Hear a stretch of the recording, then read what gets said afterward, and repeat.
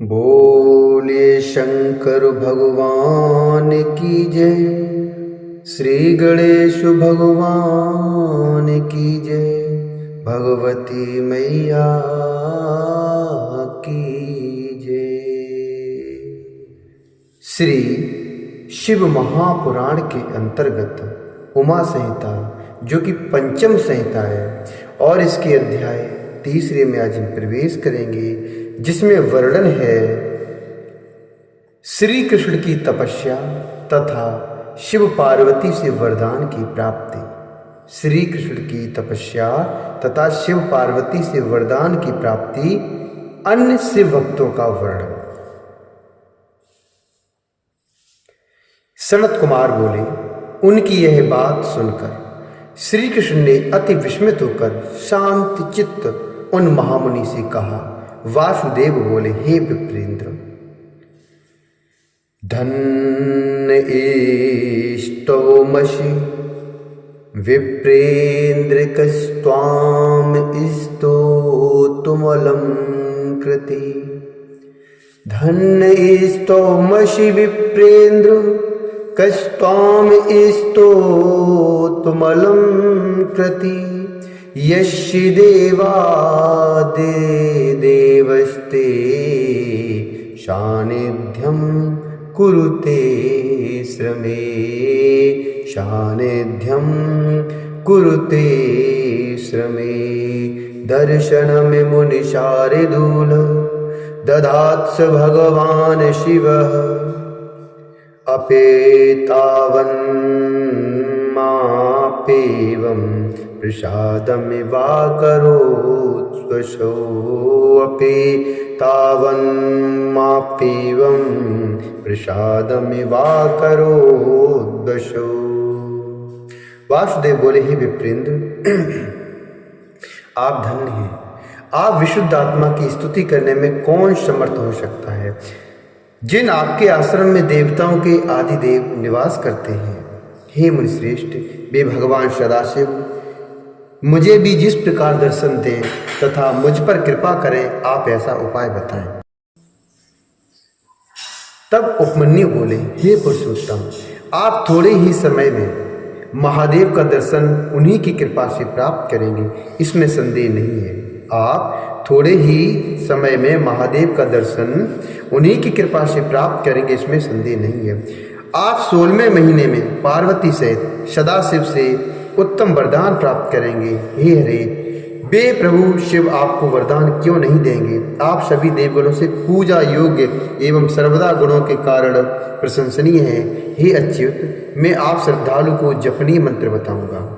मैं आप श्रद्धालु को जपनीय मंत्र बताऊंगा। उस जप के प्रभाव से आप निश्चय ही शिव का दर्शन प्राप्त कर लेंगे और महेश्वर से अपने समान ही बलवाला पुत्र प्राप्त करेंगे। हे हरे, ओम नमः शिवाय। इस दिव्य मंत्र राज का जप संपूर्ण कामनाओं को देने वाला एवं भोग और मोक्ष को प्रदान करने वाला है। संत कुमार बोले, हे तापस, इस प्रकार महादेव संबंधी कथाओं को कहते हुए उपमन्यु के 8 दिन एक मुहूर्त के समान बीत गए। उसके अनंतर 9वां दिन आने पर मुनि उपमन्यु ने उन श्री कृष्ण को दीक्षा प्रदान की और शिव अथर्व शीर्ष का महामंत्र उन्हें बताया। और शिव अथर्व शीर्ष का महामंत्र उन्हें बताया। वे शीघ्र ही सिर मुड़ाकर दंडधारी हो गई और एकाग्रचित होकर ऊपर भुजा उठाए पैर के एक अंगूठे पर खड़े होकर तपस्या करने लगे। इसके बाद 16वां महीना आने पर प्रसन्न होकर पार्वती सहित परमेश्वर शंभु ने कृष्ण को दर्शन दिया। 3 नेत्र वाले चंद्रमा को मस्तक पर धारण किए, ब्रह्मा आदि से स्तुत किए जाते हुए, करोड़ों सिद्ध जनों से पूजित दिव्य माला तथा वस्त्र धारण किए हुए, भक्ति से विनम्र देवताओं एवं असुरों से नमस्कृत, अनेक आभूषणों से विभूषित, संपूर्ण आश्चर्य से परिपूर्ण, कांतिमान, अनेक गणों तथा दोनों पुत्रों से युक्त एवं अति प्रसन्न पार्वती सहित ऐसे अजन्मा अविनाशी प्रभु भगवान महेश्वर को देखकर विस्मय से प्रफुल्लित नेत्रों वाले तथा परम उत्साह से युक्त श्री कृष्ण ने हाथ जोड़कर प्रसन्न होकर शंकर जी को प्रणाम किया। उन्होंने शास्त्र विधि से उनकी पूजा की और सिर झुकाकर अनेक विधि स्तोत्र रूप वाचिक उपचार से तथा शस्त्र नाम से देवेश्वर की स्तुति की। उसके अनंतर गंधर्वों के सहित देवताओं, विद्याधरों एवं महानागों ने श्री कृष्ण पर पुष्प वृष्टि करके उन्हें मनोनुकूल साधुवाद प्रदान किया। उसके बाद भक्तवत्सल भगवान महेश्वर रुद्र ने पार्वती के मुख की ओर देखकर प्रसन्न होकर कृष्ण से कहा, हे श्री महादेव बोले, हे कृष्ण,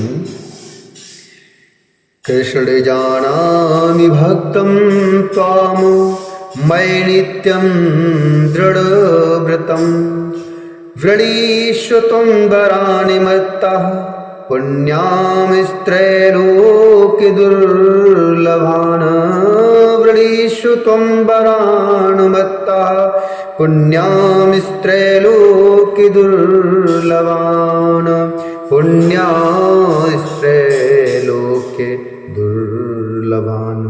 श्री महादेव जी बोले, हे कृष्ण, मेरे प्रति दृढ़ व्रत वाले आप भक्तों को मैं जानता हूँ, अतः आप तीनों लोकों में दुर्लभ एवं पवित्र वरों को मुझसे मांग लीजिए। शरद कुमार बोले। उनके उस वचन को सुनकर श्री कृष्ण ने हाथ जोड़कर आदर से सर्वेश्वर शिव को बार बार प्रणाम करके उनसे कहा। श्री कृष्ण बोले, हे देवदेव, हे महादेव, हे नाथ, हे महेश्वर, मैं आपके द्वारा कहे गए अति उत्तम 8 वरों को आपसे मांगता हूँ। मेरी बुद्धि सदा शिव धर्म में लगी रहे, मेरा यश सदा अधिक तथा अविचल रहे, मेरा यश सदा अधिक तथा अविचल रहे, मुझे आपका सामीप्य सदा प्राप्त हो और निरंतर आप में मेरी भक्ति बनी रहे। हे शंभो, मेरी प्रमुख पत्नियों के 10-10 पुत्र हों, मेरी प्रमुख पत्नियों के 10-10 पुत्र उत्पन्न हों और संग्राम में मैं समस्त बल और वाणी शत्रुओं का वध करने में समर्थ हूँ। हे प्रभु, शत्रुओं से कभी मेरा अपमान न हो और मैं सभी योगियों का भी अत्यंत प्रिय हूँ। हे देवादिदेव, मुझे ये 8 उत्तम वर प्रदान कीजिए। आपको नमस्कार है, आप सर्वेश्वर हैं और विशेष रूप से मेरे प्रभु हैं। सनत कुमार बोले। उनका यह वचन सुनकर भगवान शिव ने उनसे कहा, यह सब पूर्ण होगा। शिव जी ने उनसे पुनः कहा, आपका शाम्ब नामक एक बलवान महाबलवान पुत्र होगा, आपका शाम्ब नामक एक महाबलवान पुत्र होगा। पूर्व समय में मुनि लोगों ने घोर संवर्तकादित्य को शाप दिया था। पूर्व समय में मुनि लोगों ने घोर संवर्तकादित्य को शाप दिया था कि तुम मनुष्य रूप धारण करोगे, इस प्रकार वे ही संवर्तकादित्य आपके पुत्र होंगे। आपने जो कुछ भी मांगा है वह सब आपको प्राप्त हो। सनत कुमार बोले। इस प्रकार परमेश्वर से समस्त वर प्राप्त करके श्री कृष्ण ने अनेक प्रकार की बहुत सी स्तुतियों से उन्हें प्रसन्न किया। उसके बाद संतुष्ट हुई भक्त वत्सला शिवा पार्वती ने उन महात्मा शिव भक्त महातपस्वी वासुदेव से कहा। पार्वती बोली, हे वासुदेव, हे महाबुद्धे, हे कृष्ण, हे अनघ, मैं आप पर प्रसन्न हूँ, मैं आपसे प्रसन्न हूँ। अब आप पृथ्वी पर सर्वथा दुर्लभ तथा सुंदर वरों को मुझसे प्राप्त करें। सनत कुमार बोले। उन पार्वती के वचन सुनकर उन श्री कृष्ण ने अति प्रसन्न चित्त होकर भक्ति युक्त मन से उनसे कहा। श्री कृष्ण बोले, हे देवी, यदि आप मुझ पर प्रसन्न हैं और मेरे इस सत्य तप से वरदान देना चाहती हैं तो मुझे यही वरदान दीजिए कि मुझे ब्राह्मणों से कभी द्वेष न हो, मेरा कल्याण हो और मैं सदा ब्राह्मणों की पूजा करता रहूं, मेरे माता पिता सदा मुझ पर प्रसन्न रहें, मैं जहाँ कहीं भी जाऊं वहाँ मैं सभी प्राणियों के प्रति अनुकूलता रखूं, आपके दर्शन के कारण अच्छे कुल में मेरा जन्म हो, इंद्र आदि देवगणों को सैकड़ों यज्ञों के द्वारा तृप्त करता रहूं, हजारों यतियाँ तथा अतिथियों को सदा अपने घर पर श्रद्धा से पवित्र भोजन कराता रहूं, अपने बांधवजनों के साथ मेरी प्रीत रहे तथा मैं सदा सुखी रहूं। हे देवी, मैं अपनी हजारों स्त्रियों का प्राण प्रिय बना रहूं और हे शंकर, आपकी कृपा से उनमें मेरी अक्षीण प्रीत रहे, उनके माता पिता लोक में सत्यवादी रहें। हे पार्वती, ये सुंदर वर आपकी कृपा से मुझे प्राप्त हो। सनत कुमार बोले। उनके इस वचन को सुनकर सभी कामनाओं को पूर्ण करने वाली सनातनी देवी ने विस्मित होकर कहा, ऐसा ही हो। इस प्रकार श्री कृष्ण पर शत कृपा करके उन्हें उन वरों को देकर शिव पार्वती वहीं अंतर्हित हो गए। हे मुनीश्वर, श्री कृष्ण अपने को कृतार्थ समझने लगे। तदंतर वे शीघ्रता के साथ महर्षि उपमन्यु के श्रेष्ठ आश्रम में गए। वहां पर उन मुनि को नतमस्तक होकर प्रणाम करके केशिहा अर्थात केशी दैत्य का वध करने वाले कृष्ण ने उन उपमन्यु से उस वृतांत को बताया। कृष्ण ने उन उपमन्यु से उस वृतांत को बताया। तब उन्होंने उनसे कहा, हे जनार्दन, लोक में उन प्रभु सदाशिव से बढ़कर महादानपति तथा क्रोध के करने में अतिशय दुसह कौन हो सकता है। ज्ञान, तपस्या, शूरता, स्थिरता तथा पद में भी उनसे अधिक कौन हो सकता है। हे गोविंद, हे महाशिव, अब आप शिव जी के ईश्वर को सुने। यह सुनकर वे श्रद्धा संपन्न एवं शिव भक्ति परायण होकर शिव के महात्म को पूछने लगे। तब मुनीश्वर ने उनसे कहा, उपमन्यु बोले, पूर्व समय में ब्रह्मलोक में ब्रह्म योगी महात्मा तंडी ने शिव शस्त्र नाम से भगवान शिव की स्तुति की थी। निघंटु के समान विस्तृति अभ्य प्राय वाले तथा महात्मा तंडी के द्वारा गाए गए उस स्तोत्र का सांख्य वेदता पारायण करते हैं। मनुष्यों के लिए दुर्गे वह स्तोत्र संपूर्ण कामना को पूर्ण करने वाला है। हे कृष्ण, आप शिव का स्मरण करते हुए सुख पूर्वक घर जाइए। हे तात, आप शिव के भक्तों में सदा अग्रणी रहेंगे। उनके ऐसा कहने पर वासुदेव श्री कृष्ण उन मुनीश्वर महर्षि को नमस्कार करके मन से शिव का स्मरण करते हुए द्वारका चले गए। शरद कुमार बोले, हे मुनिश्रेष्ठ, इस प्रकार संसार का कल्याण करने वाले शिव जी की आराधना कर श्री कृष्ण कृतार्थ हुए और सभी से अजय हो गए। हे मुनिश्रेष्ठ, इसी तरह दशरथ पुत्र श्री राम भी भक्ति के साथ शिव की आराधना करके कृतकृत्य हुए और सभी अजय हो गए। हे मुनि, पहले श्री राम ने पर्वत पर अतिशय तप करके शिवजी से अति उत्तम ज्ञान और धनुष बाण प्राप्त किया था। तत्पश्चात वे समुद्र पर पुल बांधकर सपरिवार रावण का वध कर जानकी को साथ लेकर घर लौटे और संपूर्ण पृथ्वी का शासन करने लगे। इसी प्रकार क्षत्रियों के द्वारा मारे गए अपने पिता को देखकर दुखी होकर भृगुपुत्र परशुराम ने तपस्या के द्वारा शिव की आराधना करके प्रसन्न हुए परमेश्वर शिव से तीक्ष्ण परशु को प्राप्त किया और उसी से 21 बार उन क्षत्रियों का संहार किया। वे महातपस्वी परशुराम अजय और अमर हैं। वे आज भी सिद्ध और चारणों के साथ शिवलिंग का पूजन करते हुए देखे जाते हैं। वे परशुराम इस समय भी महेंद्र पर्वत पर स्थित रहकर तपस्या में रहते हैं। कल्प का अंत होने पर वे पुनः ऋषि स्थान प्राप्त करेंगे। महर्षि असित के अनुज देवल नामक तपस्वी ने अपने भाई के द्वारा सर्वस्व अपहरण के बाद दुखी होकर शिव की आराधना की थी। अधर्मयुक्त कार्य करने पर इंद्र के द्वारा शापित किसी तपस्विनी ने कामना की पूर्ति करने वाले शिवलिंग की आराधना करके सुस्तर धर्म की प्राप्ति की थी। चाक्षुष मनु का पुत्र गृत्समद वशिष्ठ के शाप से दंडकारण्य के वनस्थलों में क्रूर पशु हुआ और अपने मन में प्रणव युक्त शिव मंत्र का भक्तिपूर्वक स्मरण करता हुआ अकेले घूमा करता था। वह भगवान शिव की कृपा से मृत्यु के समान मुखाकृति वाला मृगमुख नामक शिव का गढ़ हुआ। इस प्रकार शिव ने प्रेम पूर्वक उसके शाप को दूर करके उसे अजर अमर कर दिया और गणेश जी का अनुगामी बना दिया। स्वेच्छा से विचरण करने वाले सदाशिव ने गार्ग्य को भूलोक में दुर्लभ मोक्ष, महासमृद्धि संपन्न महाक्षेत्र, काल ज्ञान, धर्मादि चारों पदार्थ प्रदान किए तथा सदा के लिए भगवती भारती का पारंगत विद्वान बनाया। शिवजी ने उन्हें अतुलनीय 1000 पुत्रों की प्राप्ति का वरदान भी दिया।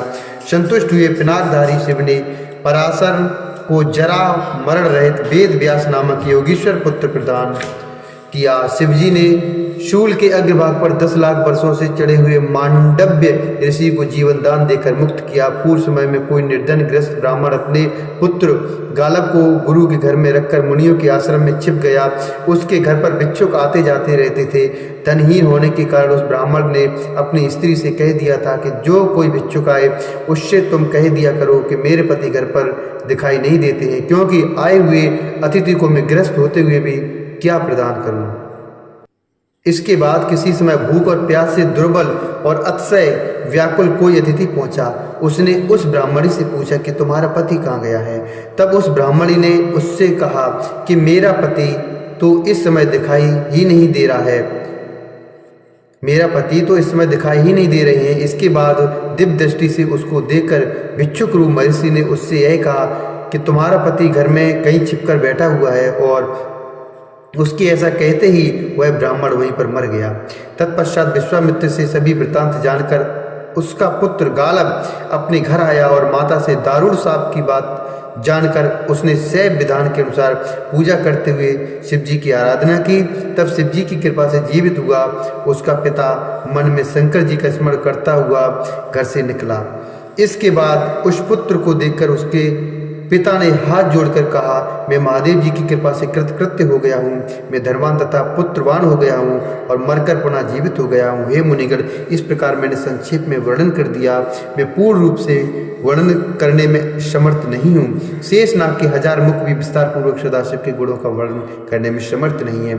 इस श्री से महापुराणे पंचम उमा संहितायां कृष्णादि शिव भक्तोद्धारण शिव महात्म वर्णनम नाम तृतीयोध्याय। इस प्रकार श्री महापुराण के अंतर्गत 5वीं उमा संहिता में कृष्ण आदि शिव भक्तोद्धारण शिव महात्म वर्णन नामक 3रा अध्याय पूर्ण हुआ।